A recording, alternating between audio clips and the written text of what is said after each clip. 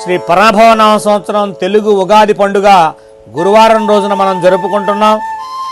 మంచి ఉగాది పచ్చడిని రుచి చూసి రాశి ఫలితాలు ఎలా ఉంటాయో తెలుసుకోవాలనేటువంటి ఆనందం, ఉత్సాహం అందరిలో ఉంటుంది. మరి ఈరోజు నేను కుంభరాశి వారి యొక్క ఉగాది పంచాంగ శ్రవణంలో ఆదాయ వ్యయాలు, రాజ్యపూజ గురించి తెలియజేస్తున్నాను. ఈ కుంభరాశి వారికి ఆదాయం 2, వ్యయం 8గా ఉంది. రాజ్యపూజత 4, అవమానం 2గా ఉన్నది.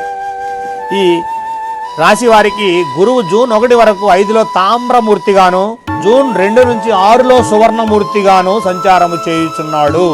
కావున అత్యంత సుఫలితాలు కలుగుతాయి. కుటుంబం యొక్క వృద్ధి ఉంటుంది, నూతన గృహలాభం ఉంటుంది. కానీ రాహుకేతువులు 2లో 8లో లోహమూర్తులుగా ఉన్నారు.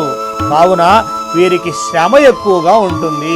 ఏ పని ప్రారంభం చేయాలన్నా, ఏ పనిని సాధించాలన్నా, ఎందులో సక్సెస్ కావాలన్నా ఈ కుంభరాశి వారికి ఎక్కువ హార్డ్ వర్క్ ఉంటుంది. విద్యార్థులైనా కానీ అందరిలాగా కాకుండా వీరు కొంత ఎక్కువ హార్డ్ వర్క్ చేయాలి.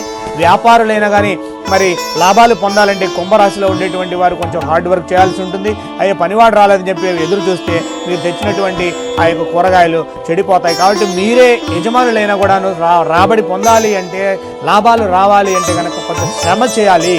విద్యార్థులైనా వ్యాపారులైనా అన్ని రంగాల వారు శ్రమ మీద వీరు ఫలితాన్ని పొందుతారు. తర్వాత శని 2లో కొంత మీకు ధన నష్టాన్ని, వ్యయాన్ని కలిగిస్తారు. అధిక ఖర్చులు ఉంటాయి. ఆదాయం 2, వ్యయం 8 అంటే అక్కడే తెలుస్తుంది మీకు. కాబట్టి ఖర్చులు ఎక్కువగా ఉంటాయి. ఇతరులను మనసా వాచ కర్మణ, వ్యక్తిగత విషయాలను ప్రస్తావించకుండా ఉండాలి.